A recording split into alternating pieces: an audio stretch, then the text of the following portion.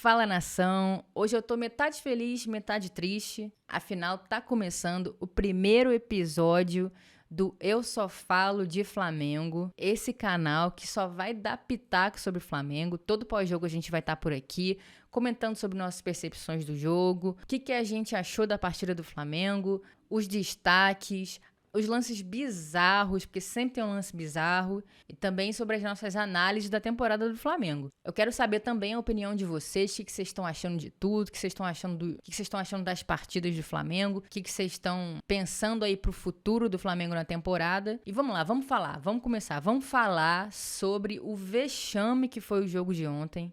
Porque pra mim isso é vexame, isso sim é vexame. Você jogar no Maracanã, uma final de Recopa, com um recorde de público no novo Maracanã, mais de 70 mil pessoas no estádio pra assistir um jogo do Flamengo e o time corresponder da forma como correspondeu ontem, é brincadeira. É isso aí, a gente é obrigado a engolir essa maravilhosidade aí, mais uma pérola do Flamengo para a história das pérolas do Flamengo. Vamos lá, o jogo que começou com o jogo de ida na altitude de Equador, que já dava sinais pra gente de como terminaria, né? Afinal, aquele jogo ali foi um jogo difícil de assistir. O Flamengo da temporada de 23 é um Flamengo que apresenta pouquíssimas soluções para ganhar jogos, né? E infelizmente esse Flamengo de 23 ele ainda chega com uma péssima notícia pra gente, que alguns dos jogadores do Flamengo não chegaram para a temporada de 2023 e isso tem impactado diretamente na construção de jogo do Flamengo e nos resultados que a gente tem alcançado. Um desses jogadores que não chegou, que tá fazendo muita falta, é o Arrascaeta. Que partida horrorosa que o Arrascaeta fez no jogo de ontem. Eu arrisco aqui a dizer que foi a pior partida do Arrascaeta com a camisa do Flamengo. O que o Arrascaeta fez, se não é aquele lance ali do gol, aos 50 do segundo tempo, o Arrascaeta hoje estaria sendo muito mais criticado do que já está sendo. Então acho que vale a gente pontuar essa partida horrorosa que o Arrascaeta fez. E, infelizmente, não ter a participação do Arrascaeta no jogo do Flamengo é uma perda irreparável. O Flamengo se torna um time pouquíssimo criativo e completamente dependente dos seus laterais. E aí a gente tem outras duas notícias horríveis, né? Que, infelizmente, após a saída do Rodinei, o Flamengo perdeu o ímpeto ofensivo pela direita que tinha. Afinal, o Rodinei fez uma temporada excelente com a camisa do Flamengo, a melhor temporada dele com a camisa do Flamengo. E quando o Rodinei sai, a gente cria uma dúvida, quem é que vai ocupar essa lateral direita? E cria-se essa disputa entre Varela e Mateuzinho. O Mateuzinho, ele começa bem a temporada, ele larga na frente do Varela. É um jogador que apoia muitas jogadas ofensivas do Flamengo e que tem um bom cruzamento, tem um bom arremate e tem uma boa tomada de decisão nesse terço do campo. Porém, ele foi caindo de rendimento e com isso o Varela tomou a posição. O Varela, que é um jogador naturalmente mais defensivo e apoia pouco o ataque. O Vitor Pereira tem forçado um pouco a barra com ele, tem tentado fazer com que o Varela se torne um jogador mais agressivo, que apoie mais a jogada de ataque, mas ontem ficou muito claro que o Varela não tem uma boa tomada de decisão. O Varela acabou desperdiçando ali algumas oportunidades de finalizar melhor a jogada, né? E que essas jogadas poderiam ter sido convertidas em gol. Pelo menos, acho que 2 a 3 oportunidades ali o Varela teve de cruzar a bola para a área. Teve uma jogada ali que o Pedro reclamou muito com ele, né? Que ele demorou para fazer o cruzamento e quando fez, recuou pro goleiro. Também me lembro de uma outra jogada ali do Varela que ele consegue avançar mais e aí quando ele vê, ele tá praticamente na cara do goleiro e ele decide por chutar a bola rasteiro no canto esquerdo do goleiro, ao invés de cruzar essa bola para a área ou então chutar de uma forma um pouco mais indefensável para o goleiro, né? Então ele acaba desperdiçando, ele acaba tomando decisões equivocadas que prejudicam muito o Flamengo. O Flamengo ontem ele contou com o azar, né? O azar ontem estava... O que o Arrascaeta não chegou para jogar ontem, o azar chegou. O time teve chances claríssimas, principalmente no primeiro tempo, e não conseguiu converter em gol. O próprio Arrascaeta teve uma chance ali no fim do primeiro tempo, de cabecear cara a cara com o goleiro e ele tira demais a bola e a bola acaba saindo. O Ayrton Lucas tem uma bola na trave. Também tivemos ali um lance de confusão ali na área, que o Gabigol fica reclamando de pênalti também, que também poderia ter saído o gol. E eu acho que esse lance aí, que o Gabigol reclama bastante de pênalti, ele é a cara do Flamengo em 23, hein? É um lance que o Flamengo às vezes abre até a mão de seguir com a jogada, com um lance perigoso, com um lance que pode culminar, que pode terminar em gol, para parar para reclamar. É um time que reclama muito. Já aconteceram alguns lances bizarros, se eu não me engano, até no jogo contra o Del Valle, na ida, no Equador, que o time para reclamar e com isso se complica em alguma jogada ou então abre mão mesmo de fazer o gol. Ontem o time do Flamengo, quando entrou em campo pela primeira vez, já entrou bastante nervoso. A gente já viu que os jogadores estavam ali se tremendo, se mexendo muito. Na hora do hino, os jogadores não cantaram o hino. A maioria, talvez, acho que eu vi o Santos cantando ali alguma coisa, mas a maioria dos jogadores não cantam o hino e fica ali se tremendo, fica ali aquecendo, tentando manter o corpo ali aquecido, né? Isso é um claro sinal de nervosismo. O Flamengo entrou muito pilhado para esse jogo e permaneceu pilhado. O primeiro tempo foi até um bom primeiro tempo, mas nada além de bom. Eu acho que foi bom porque o Flamengo teve chances reais e o time do Flamengo até que estava com vontade de ganhar o jogo, mas muito mais na base do ou vai ou racha do que da organização tática e da qualidade técnica dos jogadores. A gente também teve o Pedro, né? O Pedro que ontem também fez uma das suas piores partidas pelo Flamengo. Tudo que o Pedro tentava, ele errava. Não teve nenhuma chance clara de gol. Não foi um jogador participativo. O Pedro ontem, ele cometeu alguns erros, alguns equívocos em algumas jogadas e ele acabou realizando ações que ele não costuma realizar, de ser muito combativo e dar carrinhos um pouco além da força, ali um pouco acima do limite da força, que também mostra que ele deve estar bastante nervoso. Então o Pedro foi um jogador muito aquém daquele Pedro que a gente viu na temporada passada e também nesse início de temporada, principalmente nos jogos do Carioca, que acho que a torcida do Flamengo tem que fazer uma meia-culpa aí, né? Porque já não é a primeira vez que o Flamengo começa até bem nos jogos do Campeonato Carioca, mas a partir do momento que é desafiado por times de outra relevância, de outra prateleira, o Flamengo mostra de fato qual é o nível do seu futebol. Então, o Flamengo começa bem o Carioca, dá uma iludida na torcida ali, porque os jogadores... O Gabigol, a partir do momento que ele coloca a 10, ele joga muito bem no Carioca, né? Ele é muito participativo, assim como o Pedro também, a partir do momento que ele coloca a 9. Ele também... Os dois jogadores começam fazendo muitos gols, sendo bastante participativos, mas aí a gente viu uma queda de rendimento ao longo do tempo, né? Que a gente já sentiu ali a partir do Mundial de Clubes, e agora a gente viu realmente onde chegou aí essa queda de rendimento dos dois, muito nervosos. Acho que eles estavam apostando todas as fichas nesse título para poder tranquilizar aí o ambiente de trabalho, para poder recomeçar a temporada, mas isso não se concretizou.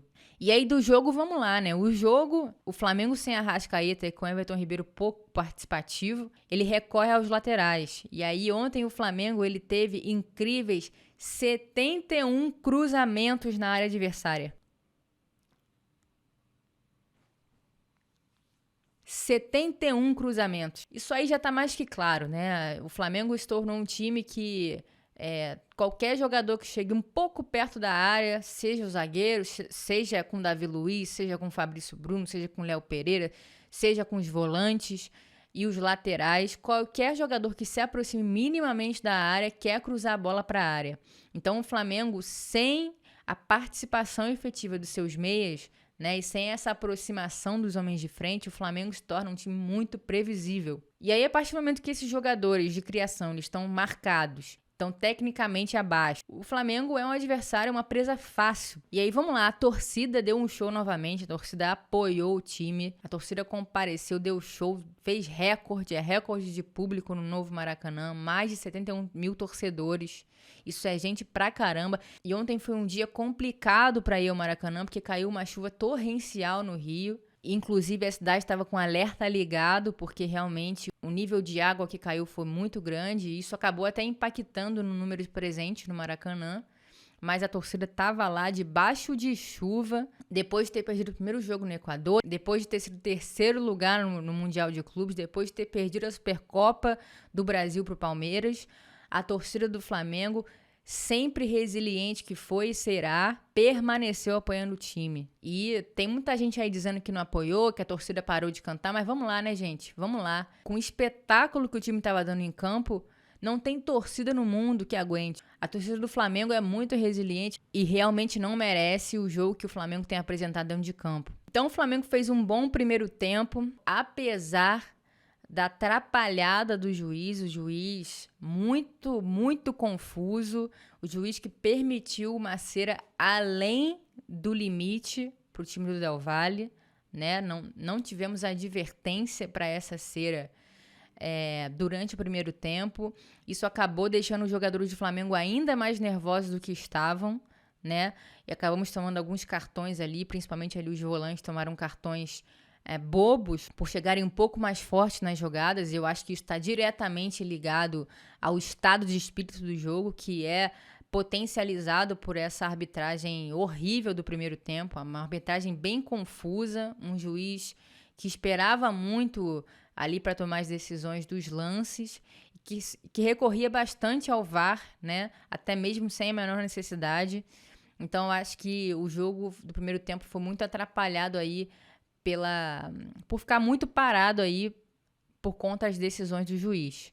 E aí o Flamengo ele vai pro intervalo em desvantagem, né? Porque, afinal de contas, o time tinha que fazer pelo menos um gol para avançar para a prorrogação. E entra pro segundo tempo pro tudo ou nada. Até que o Flamengo, no início do segundo tempo, mantém a organização, mas ali chegando na metade do segundo tempo, o time se desorganiza completamente. Tem uma queda física brutal, grosseira e visível, perceptível, né? De vários jogadores. E um deles foi o Everton Ribeiro, que começou a entregar bolas perigosas pro time do Del Valle. O Flamengo começou a abrir um buraco no seu meio campo ali. E o jogo tava dando cara de que ia começar a se complicar. Aí o Vitor Pereira, tardiamente, faz as substituições. Primeiro ele tira o Thiago Maia e o Everton Ribeiro para colocar o Cebolinha e o Gerson. A entrada do Gerson dá uma reequilibrada no meio campo, por mais que o Gerson, desde que voltou a jogar no Flamengo, desde que saiu do Olympique, o Gerson não tem sido aquele jogador que a gente conhece, né? Mas, de alguma forma, reorganizou o Flamengo ali no meio campo e o Cebolinha começou a ser uma válvula de escape que a gente, infelizmente, não tem desde a saída do Bruno Henrique do time. Né? Eu acho que a torcida do Flamengo deve estar muito ansiosa para chegar no meio do ano e entender se o Bruno Henrique vai ter condições de jogo e, se Deus quiser, ir voltar em boa forma para competir nessa vaga que está em aberta no time do Flamengo, mas que é uma situação problemática, né? Porque, afinal de contas, desde que o senhor Dorival Júnior conseguiu colocar Pedro e Gabigol para jogarem juntos, praticamente o Flamengo assinou um termo de vaga vitalícia para o quarteto ofensivo, né? Então, toda vez que a Arrascaeta, o Everton Ribeiro, o Gabigol, o Pedro são sacados do time, tem um burburinho impressionante, não somente por nossa parte, mas também por parte da imprensa e do mundo do futebol como um todo. Então, eu acho que vai ser complicado aí esse retorno do Bruno Henrique, ainda que ele tenha muito crédito com a torcida, mas algum dos medalhões, algum dos homens de frente aí vai ter que ir pro banco. E aí, quem vai ser esse cara, né? Quem vai ser esse jogador? Aí o jogo foi caminhando pro fim, o segundo tempo. E aí o time, a partir do momento que o Matheus Gonçalves entra, logo após a entrada do Cebolinha, né? Os dois começam a desafogar mais e a fazer o jogo fluir de uma forma melhor no segundo tempo. Mas não o suficiente pra gente reverter esse ímpeto ofensivo e essas tentativas individuais, né, de construções de jogada em gol, né? O Flamengo até tem uma chance com o Davi Luiz ali, que ele cabeceia de frente pro gol, mas não consegue converter em gol também. Esse gol do Davi Luiz tá difícil de sair. Ontem chegou muito perto, mas não foi dessa vez. E aí, palmas para esse menino, hein? 17 anos, Matheus Gonçalves. Até agora, nas poucas partidas que disputou pelo Flamengo, tem feito a diferença, tem jogado bem, tem feito gols, tem sido um jogador que demonstra muita personalidade. Acho que a gente tem que ter calma, né? Tem que ter calma, afinal de contas, recentemente a gente já teve algumas decepções aí com jogadores que começaram bem, né? E ao longo do tempo aí foram caindo de rendimento e saindo das graças da torcida, né? Dos 2 jogadores da base do Flamengo que estão tendo oportunidades nos jogos do Flamengo na temporada, o Matheus Gonçalves e o goleiro Matheus Cunha têm se destacado aí e merecem a nossa paciência, a nossa torcida, né? Para que eles consigam se desenvolver e realizar uma temporada excelente, para que a gente ganhe essas opções que eu acho que o Flamengo está precisando ganhar, opções caseiras, né? O Cebolinha também entra muito bem. Acho que o Cebolinha ainda tem tomadas de decisões equivocadas. Ele ainda erra muito o tempo das jogadas e no confronto 1 contra 1. Até que ele tentou mais nesse último jogo. Ele perdeu muito desses confrontos também. Mas a jogada do gol sai a partir de uma jogada do Cebolinha. E acho que é um jogador importante. Acho que ele merece mais minutagens no time titular. Merece jogar mais. Mas será que ele vai conseguir? Eu acho difícil, hein? Vai tirar quem? Vai tirar Pedro? Vai tirar o Gabigol? E aí a torcida estava impaciente. Já estava já com uma cara de que o jogo ia terminar 0-0 e que a gente seria vice-campeão ainda no tempo regulamentar. Mas, milagrosamente porque o Arrascaeta não estava jogando absolutamente nada, sai essa jogada do Cebolinha e o Flamengo consegue o seu gol aos 50 minutos do segundo tempo. Eu acho que boa parte da torcida até se assustou, porque não estava com cara de que o Flamengo ia fazer esse gol. A bola ontem parecia que não ia entrar de jeito nenhum, e a forma como o Flamengo foi perdendo o ímpeto ao longo do segundo tempo ficou claro ali, e a gente não via sinais de reação do time, a gente não via mais possibilidades de reverter esse placar. No abafa ali a gente conseguiu fazer esse gol que levou o jogo para a prorrogação. E aí o Maracanã foi a loucura, o clima virou totalmente, a torcida que estava em silêncio depois dessa atuação espetacular do time, né? E começou a apoiar ainda mais o time. E aí parecia que o Flamengo ia entrar para a prorrogação assumindo as rédeas do jogo, e não foi o que aconteceu. O Vitor Pereira tentou mudar alguma coisa, ele tira o Pedro e coloca o Mateusão. Muita gente reclamou ali porque o jogo já estava quase terminando, estava se encaminhando para os pênaltis. E aí boa parte da torcida ficou ali se perguntando se era uma boa ter tirado o Pedro, porque afinal o Pedro ele converteu um pênalti a favor da seleção brasileira, né? Num momento ali que outros jogadores importantíssimos haviam perdido o pênalti. O Pedro deixou o gol dele. Então, o Vitor Pereira acabou abrindo mão ali do Pedro como batedor de pênalti para tentar um último gás ali no fim da prorrogação. Você acha que foi uma boa ideia do Vitor Pereira ter tirado o Pedro ali no final da prorrogação? E aí, quanto mais próximo dos pênaltis vai chegando, mais desesperada a torcida vai ficando, porque a gente sabe que Santos não defende pênalti. Gente, é incrível. São 18 pênaltis batidos contra a meta do Santos e ele só defendeu um desses pênaltis. Sabe o que revolta mais? Sabe o que é mais revoltante? É que o Flamengo tem um pré-contrato com um goleiro que, tudo bem, não tá numa boa fase no Al Nassr, mas que é conhecido por ser um goleiro pegador de pênaltis. O Flamengo teria a possibilidade de ter esse goleiro no jogo para defender pênaltis, uma vez que o Santos não é um pegador de pênaltis, mas o Flamengo ele fez a opção de não pagar a multa e tentar adquirir esse jogador de forma antecipada. Esse jogador ele já poderia estar com o coletivo, né, com o grupo do Flamengo, e ele já poderia ter sido uma opção nesse jogo.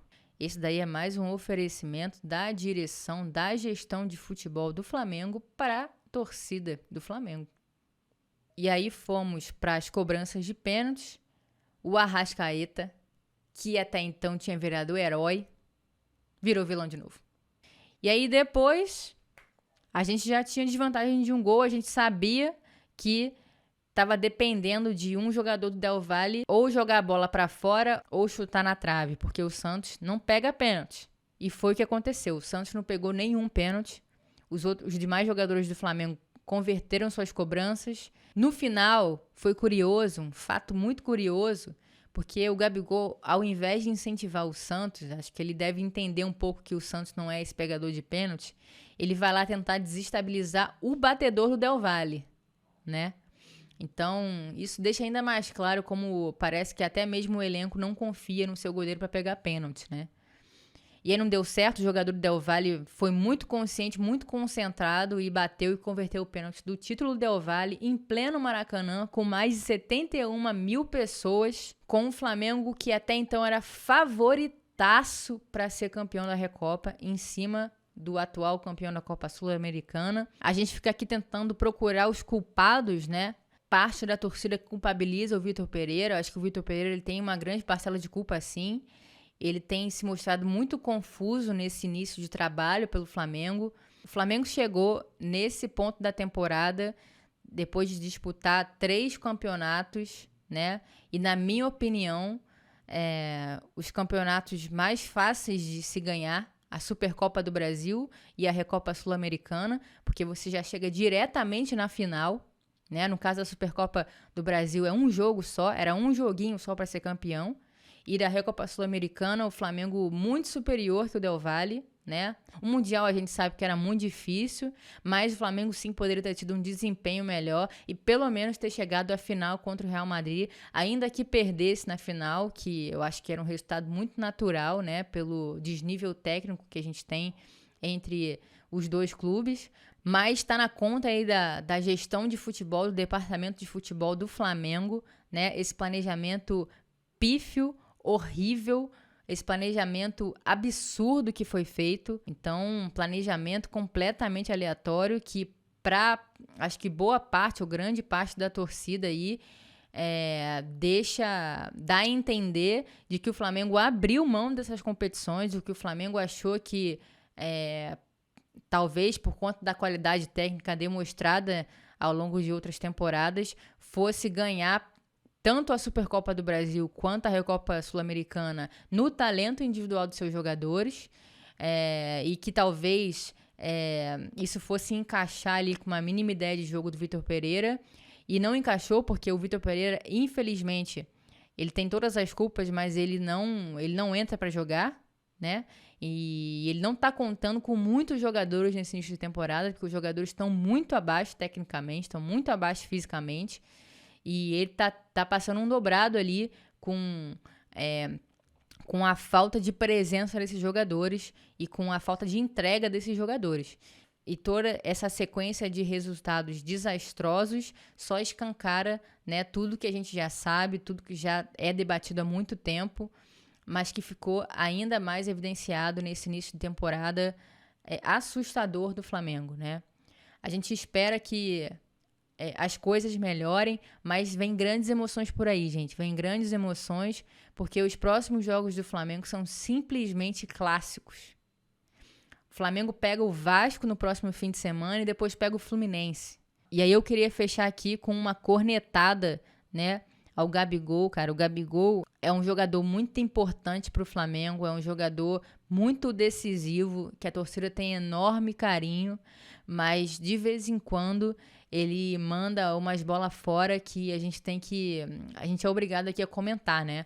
O Gabigol ontem, depois do jogo, ele foi perguntado ali por alguns repórteres e ele deu 2 declarações que, na minha opinião, ele não precisaria, desnecessárias.